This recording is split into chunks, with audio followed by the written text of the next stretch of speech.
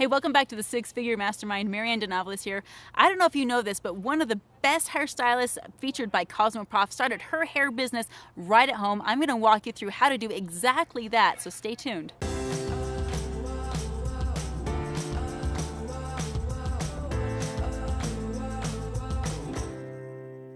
So you're like me and you want to work from home. Maybe you have a little bit of that entrepreneurial spirit kicking you in the pants, right?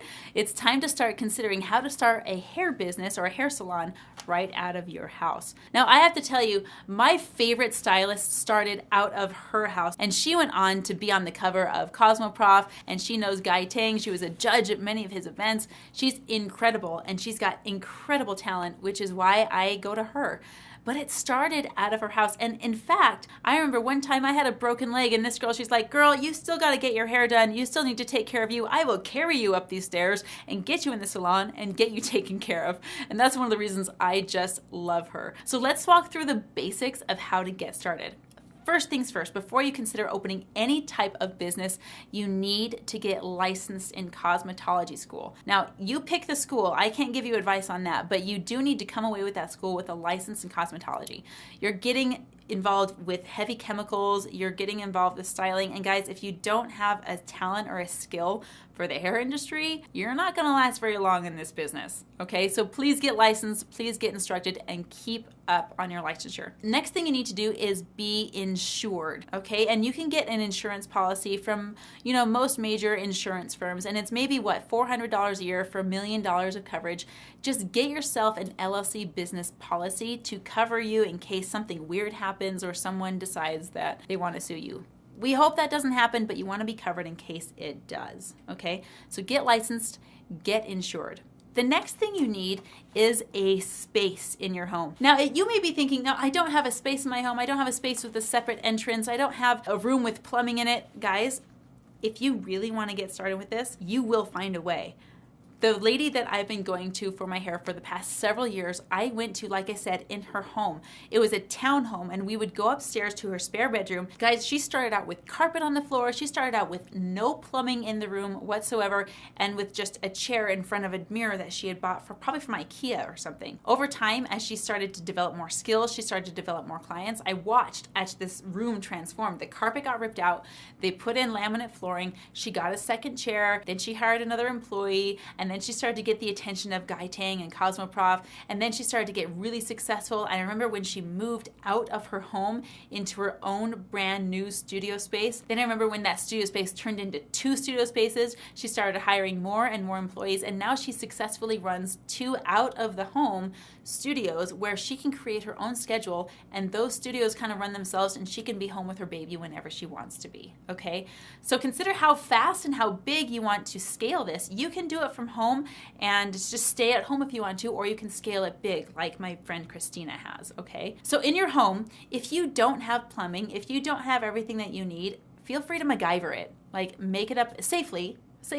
Make it up as you go along. My friend Christina, when she was doing my hair, she literally had no sink in there that was plumbed. She just had a bucket underneath a vanity that she maybe got from Home Depot that had a sink in there. The plumbing was pumped in from water that she had to walk into the room, and then she had to walk the basin out of the room and clean it and dump it. I mean, she went through the whole thing. So don't let that be an excuse. Don't let I don't have space be an excuse. Don't let I don't have supplies be an excuse. Start with what you've got and then build upon that and grow with it and let it grow with you. You need to establish a style if you're going to have a hair business out of your home. I can guarantee you Instagram is going to be your best friend on this. So establish a style that you want to have associated with your business. Now, my friend Christina, she's all about metallics, and she's all about the shine of the hair and the body of the hair. You can see if you check out Instagram, if you check out Intrepid Studio Salon on Instagram, you're going to see that she has a flair that's unique to her, that it's fun, it's whimsical, it's trendy, it's very easy to maintain, it's simple. She's got a unique flair and a unique skill set for that. So when you start doing hair, it's okay to get experience in every little arena, but then you're going to find your favorite one. Maybe you love doing kids' hair. Maybe you love like doing the man's hair, like doing the beard and the whole like precision cut with the men's haircuts. Maybe you love doing colors and creating these locks of unicorn hair. You know, you're going to create and find your own playground when it comes to that, and nourish that. Let that explode and blow it up on Instagram so that people think that specific style, you're the first name that comes to their mind. Remember, before you do anything else, you got to have a way for people to pay you. So before your customers even walk in the door, you've got to have what's called a POS, or a point of sale system. Now, you can use Square, you can use Stripe, you can use PayPal, you can use Venmo, whatever you want to do. If you really want to get professional with it, I would suggest getting a merchant account, which is a separate account that business owners use to process transactions. What I really would recommend as well, kind of as a bonus on top of everything else, is an appointment scheduler. You know, before your client leaves, they should have their next hair appointment scheduled, whether it be 6 weeks out, whether it be 3 months out, however often you're seeing them. Book them in your calendar and have an auto text responder like Easy Text or something that comes with your point of sale system to send them reminder texts about their appointment. When you do that, be sure that you are respectful of your own time. If a client is canceling, tell them that they need to give you 24 hours notice. And then if they don't, then you take a portion of their deposit and just keep it, okay? Set yourself up some clear established rules so as your time becomes more valuable, as you keep getting more clients, you can respect your own space, and because you're going to get a whole gamut of clients at first, and then you're going to narrow it down to the people who just love your niche. But you can't be bending over backwards if it's, you know, like cramping your style and if it's not profitable for your business. So set up a point of sale system, set up a reminder text system for scheduling. Once you've got that, your space, your skill set, you're just going to blossom from there and rock this industry.